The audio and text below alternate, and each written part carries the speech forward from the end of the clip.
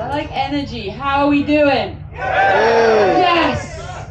Oh, there's an extra enthusiastic one. Love it. Cool. Welcome back to the masterclass stage. We are here to learn and grow, and I'm very excited by our next guest. We've got a very big lineup all day as well, though. We've got Lyndon Poskett, John McGuinness, Dougie Lampkin, and they're all going to be right here on this stage, which is a little bit terrifying for me, but very exciting overall because absolute legends. So next up we have Saffy Sprocket. Come on up. Who is a follower?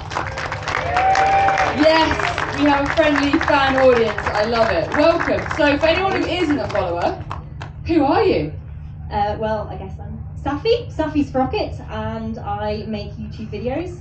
I do it in my spare time around work. It can be a bit chaotic, but I like to do a lot of travelling. I like to do a lot of fundraising for charities like the Northwest Air Ambulance. And most of all, I just like to have a really fun time.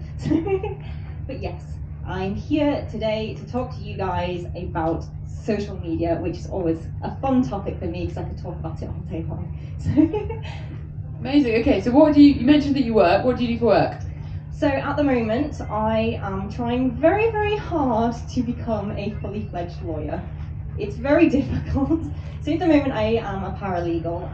I have done my undergrad, I've done my postgrad, and I am collecting experience to kind of, eventually cross the finish line and be, cool lawyer staff. Wow. So that means that's like how many years of university alone? Oh gosh. So I did an extended undergrad because I did fortunately, I got a grant to study abroad as well, so I ended up doing a undergrad that lasted 5 years, and then I did a postgrad part-time, which took me 2 years, but I ended up spreading it out across 3. So it was a lot of effort. Okay, yeah. So the day that you woke up and went, right, I'm going to start a YouTube, take us to that point. Oh gosh, so I never really it wasn't a conscious decision to start a channel. At the time that I started it, I was having a very rough time. I discovered that my sister was very poorly, and unfortunately she wasn't going to make it. She had cancer. So I'd been given 6 months before she would pass away, and at the time I was having a lot of difficulty processing that, and I had a lot of wonderful friends supporting me, but sometimes it was the case that I wanted to be alone with my sadness. So I would often go and travel in a tent to just unwind, because friends care about you, they worry about you, and sometimes I just wanted to be away from that. And one thing kind of snowballed into another. I just started to film bits and pieces of traveling on the road. It was never something I consciously thought about it. It was always a distraction when I first started, and then before I know it grew and grew, and I ended up with a lot of people coming to see me, and it's really great. So yeah. Amazing. So how did you start riding motorcycles? I was working in a law firm at the time, and the law firm predominantly dealt with motorcycle accidents, and it was a requirement for everyone to hold a bike license. And so my poor boss sent me to get my bike license and ended up paying for 5 attempts. Ooh. Yes. Luckily my wages weren't docked for it, bless him. But that's how I ended up with a bike license. It took me a very long time. I was not a natural at it. I found it really difficult to do, but I got there in the end. But yeah, no, there were some funny fails. One of them, I went down the road the wrong side. Are you a car driver? So I passed my car test last month after 5 attempts. 5 is your lucky number. Yes, so I'm rubbish in all vehicles. Okay, wow. I kind of want to say, what tips would you give to someone else who's struggling to learn then? Because you probably learned something in the 4 previous attempts. Yes, so persistence. I think when it comes to learning to ride a bike, particularly if you're female, it's often the case that when men come to learn to ride bikes, they learn from a very early age. Often they'll have an uncle or a granddad or a parent who rides bikes, and that's, the vast majority of men, when you speak to them, that is how they get into riding. And I believe the average age for men to ride motorcycles when they start is either 15, 16, 17, or it's early 20s. Okay. When it comes to women learning motorcycles, it's quite often the case that a lot of them get into it because their partners are into it, or it tends the case that, you know, they're on the other side of the career, maybe they're like late 30s, early 40s. The average age for women to start learning road bike is about 36. And I think it's really difficult because when you are a new rider, especially when you're female, and the chances are you're going to learn towards the end of your 20s, early 30s, often you'll go out riding with men who have been riding a very long time. And it's very, very easy to compare yourself to the same age group and forget that they've been riding a very long time. And I think that can definitely affect your confidence. And I think you need to remember that you need to compare yourself to someone that learnt as a teenager as opposed to someone who's in the same group as you. Because otherwise you're going to end up in a situation where you're constantly feeling like, I'm trying and I'm not good enough. But you're actually like, no, it's normal. This is the normal progression for the vast majority of women in biking. We learn later, unfortunately. A lot of the time we don't have people to push us into biking, and you know, we're comparing ourselves, and you just have to keep going. You just have to accept that you're going to make mistakes. And the one thing that I always try to advise people is that you will learn more from your mistakes and screwing up and doing silly things than you will ever learn from passing things first time. If you always passed and you always progressed and you were constantly successful, you will learn nothing from that. You won't take away anything. You won't sit and reflect, because the vast majority of times when we are successful, we celebrate that. But when you fail, you have to take a step back and be like, why? What can I do differently? And sometimes you pass things out of a fluke and you don't learn anything from that. And although it can be like very disheartening when you fail at things, but you will learn more and you'll be a much better person. It's just rubbish. Amazing. Yeah. Okay, we should probably start talking about the social media stuff, because we kind of went on a little side journey then. Okay, so what did you need to start? I mean, I guess, where would you like me to start? I can tell. What do you need to start?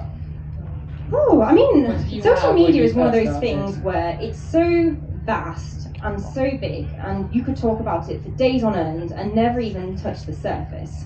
And I suppose it's, for the vast majority of people, it's, you know, there are several different types of social media platforms, and, you know, if it's a case of, you know, talking about YouTube, obviously that's why we're here today.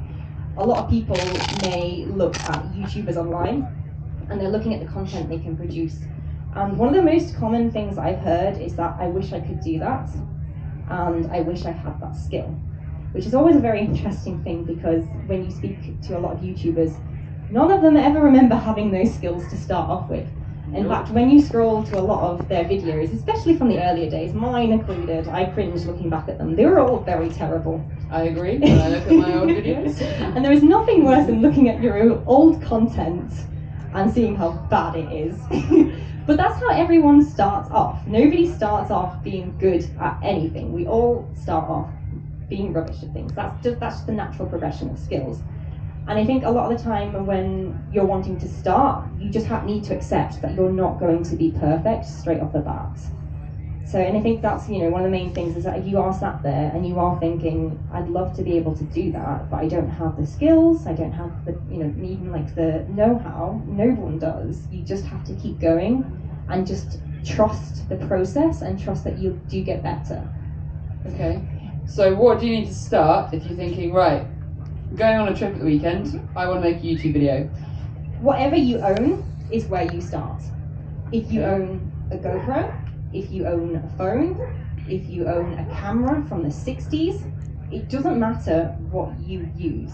Whatever you own now is what you use. You'll always see a lot of like videos online, and you'll see blog posts and telling people you need X camera, you need Y, you need to go out and spend thousands. It's like, no, don't do that. Don't spend money, just use what you have, because what you have is what is most important, and that will allow you to make more. And it's so much important to just enjoy where you are and progress naturally than to think you need to spend money to start. But whatever you have, go out, use your phone, use your GoPro, you know, come home. I know there are people who don't even own computers and they edit on their phone. They'll, you know, import it to their phone and edit the videos and then upload them. But that's also a thing. And just, you know, that's the best place to start. Make a channel, just start recording. There's not more like to do it than that. Okay, it's that easy, guys. Okay, so what camera equipment do you use? So I have been very, very fortunate. Obviously, I've been doing this 2.5 years now, so I have upgraded a lot of my equipment. So I do have the GH5 there.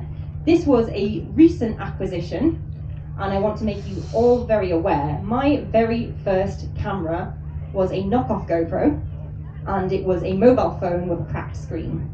And that was all I started, and that's all I used for the first year. And a lot of those earlier videos, you know, they did become very popular. The sound is terrible, you can barely hear me half the time. The music was awful, I hear that a lot. But that was what I had. And although I do have some nice equipment now, and I'm very fortunate to have that, and you know, the quality of my videos has increased.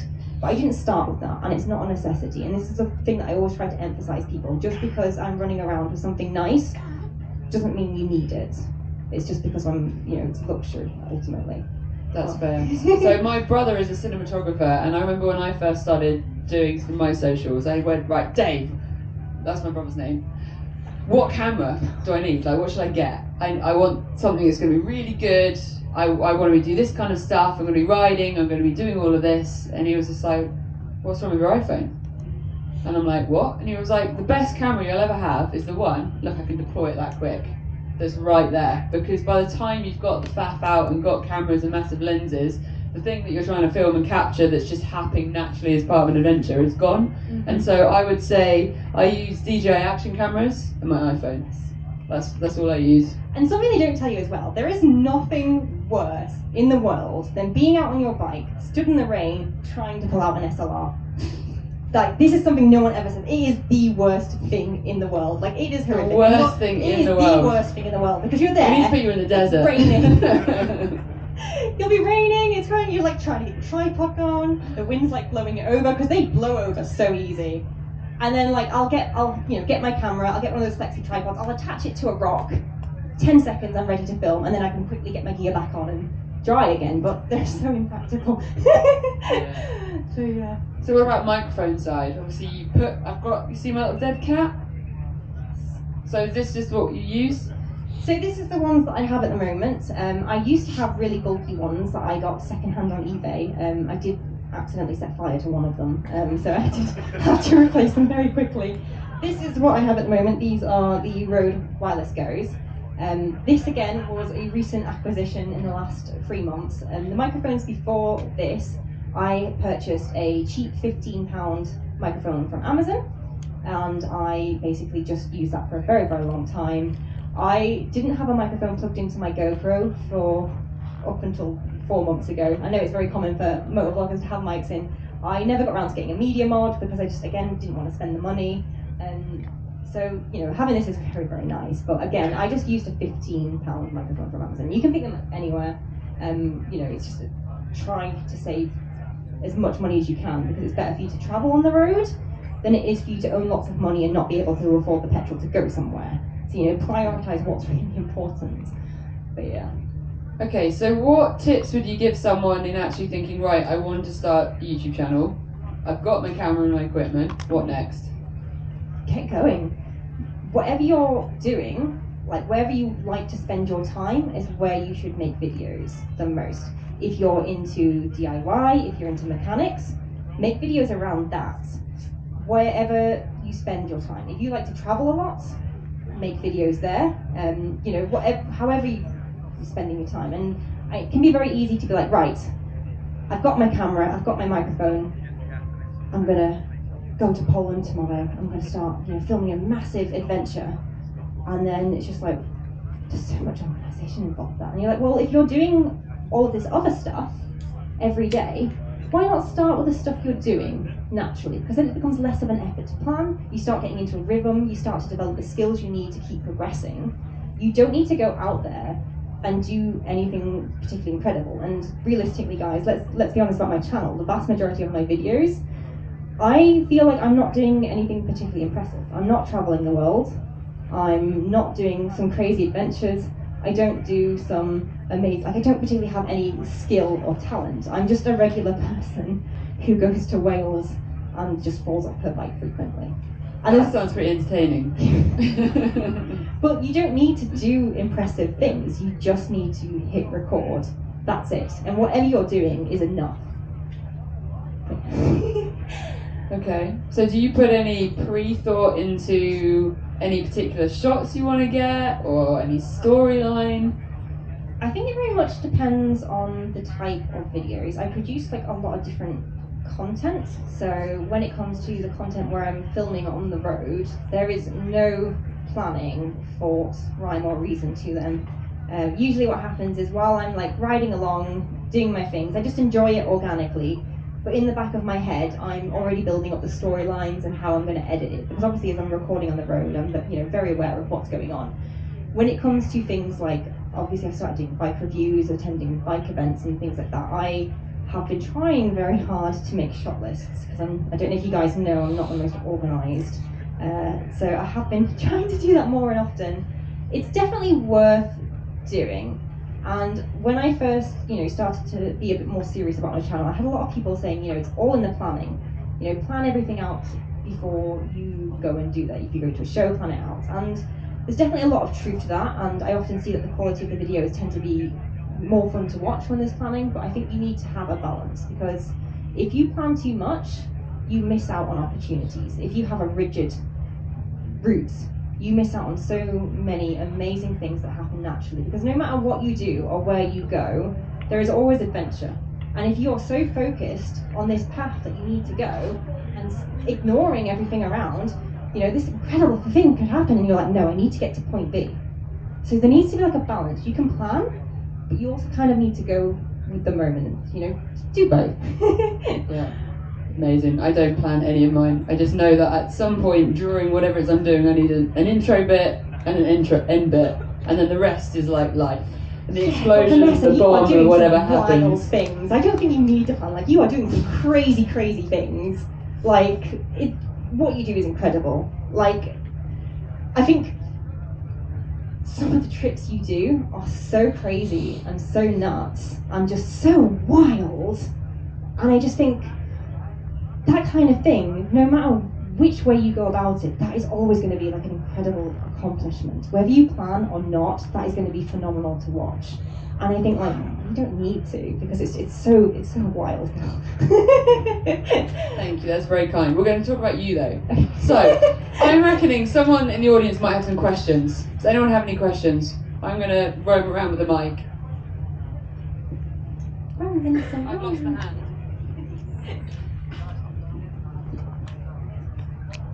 Hi Saffy, I just wondered how you get on with your new bike. Good, really good. I took him on the trail yesterday with road tyres, and somehow ended up in a field that I don't think was part of ABR. A farmer did have to come and help me out. Oh no, we had the TRF on just now, help you finding roads. Yeah, so, but he's in one piece. I am going to put some off-road tyres on him very, very shortly as well. So, Rocket? No, so I am going to swap the wheels out. I'm probably going to go gold. I'm going to go for a little bouginess. But I've been looking at the Rally Raid stuff, which should be, looks quite nice. Amazing. We've got another question? Saffy, hi. I must first apologise and say I haven't watched any of your content. So apologies for that. But the reason I'm here and listening to your talk is a friend of mine, he's a rider and he likes doing intrepid stuff and wants to build a YouTube channel. Mm-hmm. My background is television and video, so he's leaning heavily on me to do all the techie stuff. And he's asking me questions that I can't answer, which is about building a YouTube channel, mm-hmm. as in followers and just getting traction and everything. Is there a defining moment that you can think of that you thought, right, actually this is the tipping point where you're actually getting well known and it's starting to take off? Is there anything that you can sort of say, actually, this is the genre of video you need to be concentrating on, or it's just do your own thing, or any help would be appreciated. So I was very fortunate because when I was producing videos in the first 9 months, my videos were only getting a couple of thousand views, and then I got a very wonderful phone call from YouTube to say that they were making me creator on the rise. Which meant that they put my channel on the front page of YouTube, which was very exciting, and that's when it started to gain quite a lot of traction. They started to push that in front of people. But I think it's very difficult, especially if he's coming to you for advice, because television and YouTube are very different. Television, you will spend hours making the most beautiful, scenic shots. You'll be doing all the colour grading, and you'll be redoing things over and over again. And when it comes to YouTube, you can't do that. You need to put out what you have, regardless of the quality, and quite often people don't expect high-end quality from a YouTube video. It's very rare that they do unless they're like a full production. But what I would just say to him is, when it comes to YouTube, it's very hard to predict whether a video is going to do well or not. There have been videos where I have put weeks and weeks into effort, and spent so much time editing them, and they're some of my favourite videos, and they have not performed well. And then there'll be videos where I basically just didn't have something to put out Sunday evening, and I'll rush around and throw something together, and the next thing I know, it's like, boom, 100,000 views, and I'm like, because I put so much effort into this one video, and it did terrible, and then I put no effort into this other one, and it did fantastic. And sometimes you just can't control that. You have to focus on what you can control, and what you can control is the frequency that you put out videos. And you also have to balance that around your own time. If you think it's very likely to be the case that you cannot do a video every week, when you think, well, when can I do it? Can I do it every 2 weeks? Can I do it every month? But as long as you have that pattern, that's more important, because eventually the people that do follow you, they come to expect that. And what happens is YouTube also comes to expect that. So we know that this person is going to put out a video on this particular date, we'll push it more. And then basically what they do is they'll take that video, they show it in front of a bunch of people who have never seen your channel, and they wait to see if they watch it. And that's how they determine how much they're going to push a video. So if they take this little video and they say, we're going to show it to these 10 people, if all 10 people of that click on that video and watch it, they're like, right, we know this is a popular video, let's show it to 1,000 people over here. See how it does, and then that again performs well, that's how it starts to blow up. But it's a bit hit and miss, because sometimes they can show it to these 10 people, and these 10 people, it might just not be the right day, it might be the time, they might not have the time to watch the full video. And it's a bit of a gamble, because you never know the test group that YouTube shows it to, whether it's going to boost it or hold it back. And you can't control that, but what you can control is just putting out content frequently and just keeping with kind of like a format to go. So I would add something to that as well. In the consistency is really important. You've got a soul-destroying element of starting, where you'll make these videos that you put your sweat and blood into and no one will see them. But you've just got to trust that you're going to keep going, and it will just slowly grow. Now, the search engine optimization of this through YouTube is probably a really important one. Something that I'm learning is that your title and your thumbnail is almost more important than your actual video. As far as the algorithm goes, the ability for YouTube to get behind it. Things like getting the creator of the year, I've had that. I was I think I gained like a multiple thousand followers in a day from things like that, but you can't go out and try and aspire to get that. But doing a lot of research into your video, what's relevant to it, what's already on YouTube, what titles and thumbnails are people using on those topics, and trying to learn from what's on the video, on YouTube already, is going to massively help you. So if there's a mega popular video on something similar, take learnings from it, because YouTube, their sole goal, complete goal, is to make money. Their way of making money is having us sat there watching videos. And if they've got a video that's done really, really well, people are watching it, people are watching all the adverts, they're going to go, right, well, hang on, this video, as far as its thumbnail, as far as its title, the video obviously has to match. They know what's in the video, the analysis they can do on these things, all of the captions, they know what's being said in the videos. If that matches, the likelihood of them going, well, this was really popular, that's similar, and then supporting it, if you then get a really high click-through because you've picked the right thumbnail for it, and those first 10 people do click on it, the likelihood of YouTube then putting the support behind it, because a big form of the growth of a video is through YouTube recommendations, not necessarily your following. Because if YouTube aren't putting the weight behind it, your followers won't even see it. So the thumbnail and the title is really, really critical. And sometimes it feels like you're banging your head against a wall, because you'll be like, this is the best thumbnail I've ever made, and then you lot are like, whatever. Thanks. I think as well, something that's probably worth saying is, it depends on how we're going to be measuring success. And it's just like, is your end goal to be a giant YouTuber, or is your end goal to kind of enjoy yourself and have fun? Because when I started producing videos, as you guys probably know, I have a terrible memory. And the reason I started to produce videos was more for myself, because I could watch these back and, you know, laugh at myself and said, you know, and I never thought about making them for other people. I very much made them for myself, and I thought, you know, if I ever have grandkids, this is something I can subject them to. And that's how it started. And at no point, I know I say this quite frequently, I've never intended for YouTube to be a full-time job. I have no intention of it ever becoming a full-time job. And my measurement of success isn't the growth of the channel. It's not how much money I make, how, you know, big I get. It's always been about like a work-life balance. And I think it's very easy when it comes to social media to kind of enter the door, look around and be like, wow, look at all these really famous people, I want to be like that. I'm like, but do you? You know, the amount of effort you put into it, it's a really hard game. It's a lot of hard work, guys. And if that's what you really, really want, you know, keep going at it and you will get there. But think about whether it is something you really want. Because for me, having a work-life balance and enjoying my hobby in a way that I can share it with other people, that for me is like my measurement of success, and not about the amount of followers. Like, I'm quite content where I am. And I really enjoy the fact that I get to come to these festivals and talk to everyone, and people come and talk to me after, and, you know, have a good chinwag, and I really enjoy that. Like, I love it. And it's not really about the followers, it's just about having that balance. So, yeah. Any more questions? Yep. So many questions. Hi, Saffy. Hi. On your YouTube videos and in your presentation today, you don't seem like a person who likes confidence. And from my angle, I'm a natural introvert, and I've always thought about doing something on YouTube, even if it's just for myself.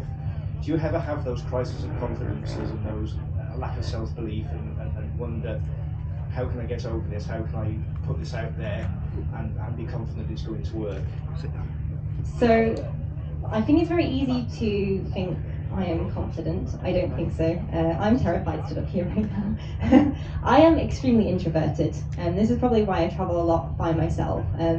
I get very, very nervous on stage. I get very, very nervous when there's lots of people, and I'm naturally very, very shy.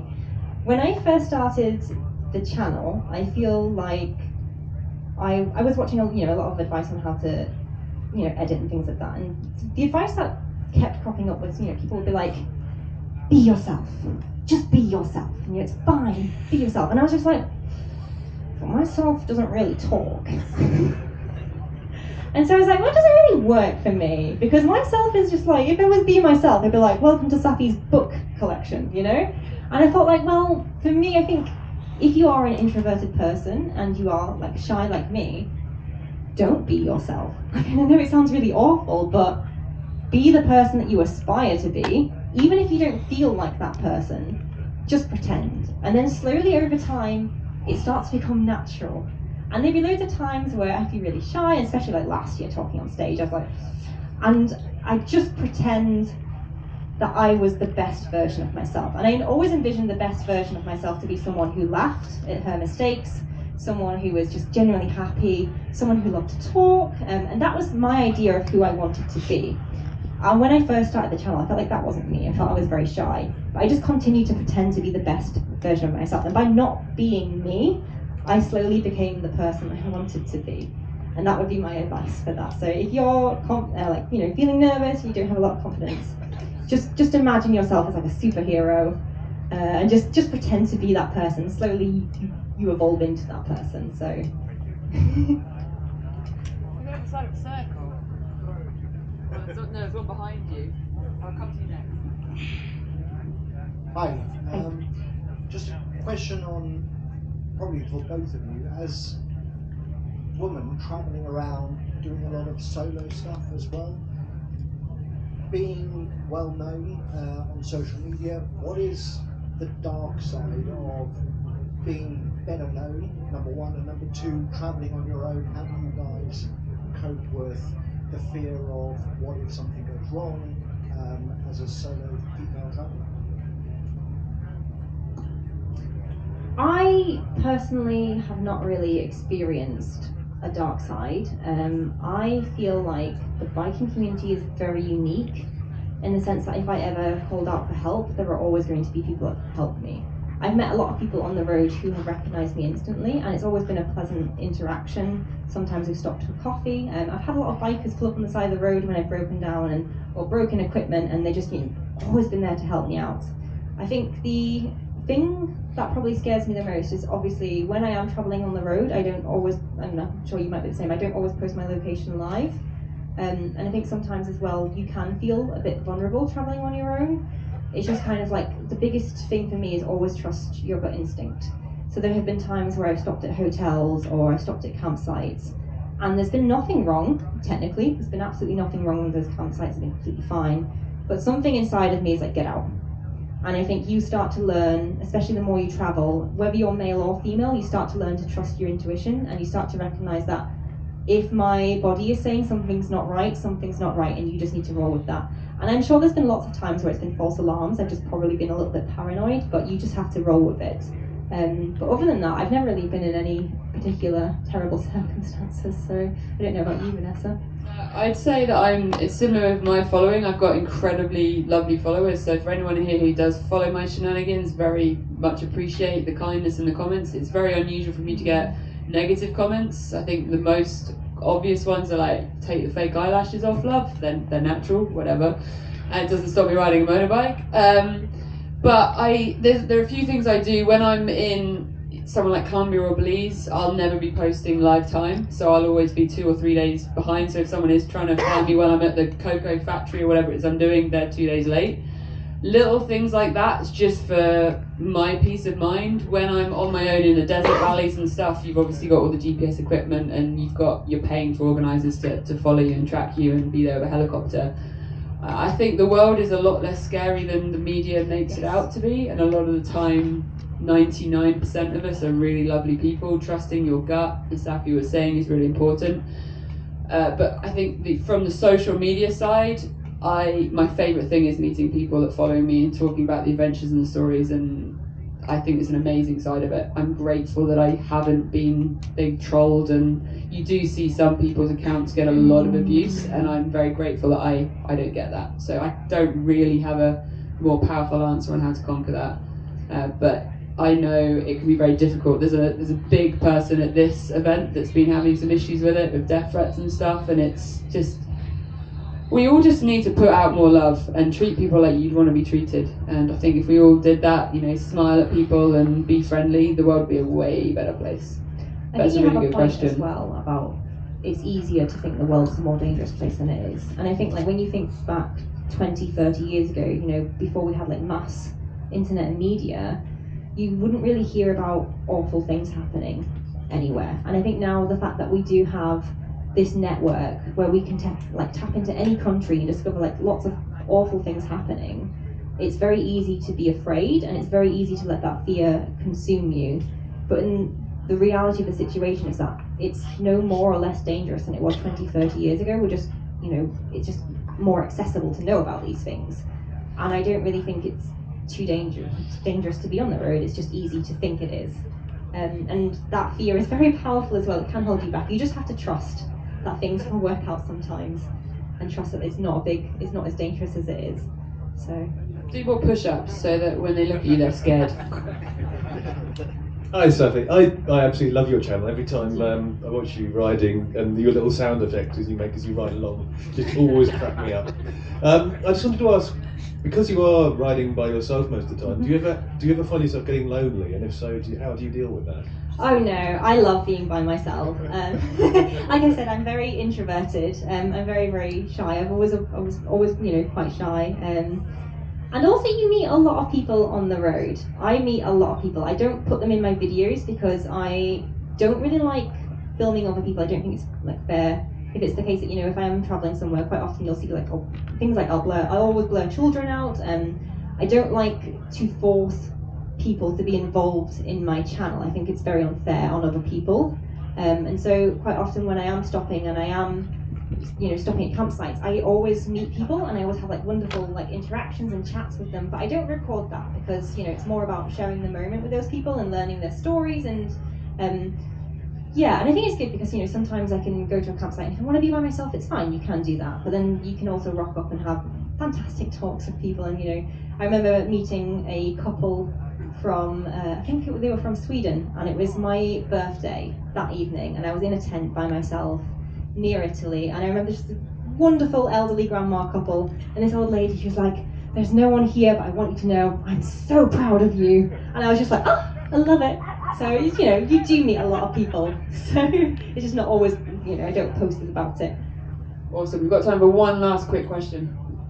I just wanted to know, dream garage top 3 bikes. Ooh, that's a big question. So, if any of you have been following my channel, you'll know I have not finished my garage yet. Because I am going to be moving to a new garage soon. That is the plan. I am going to get a big one. And the bikes that I would put in, 2 that I have, there's a reason that I went for them, because I wanted them. And then I think the last one that I would go, for those who don't know, it's an SV650 and a Honda CB500X. And then I think the last bike that I would probably go for is something electric, because I'm a little bit obsessed with them at the moment. I think they're really fun. They're insanely powerful, but which one I don't know. But I would like an electric bike at some point. So. Amazing. Saffy, Sprocket, thank you so much for joining us. How do people follow you? So you can go on YouTube, but also I have brought goodie bags with me that has the information. So I am going to take them over there to get out of the way of the stage. But if you guys would like one or to come and chat, please, you know, just come and grab me and help us up. So, but yeah. Thanks so much for joining us.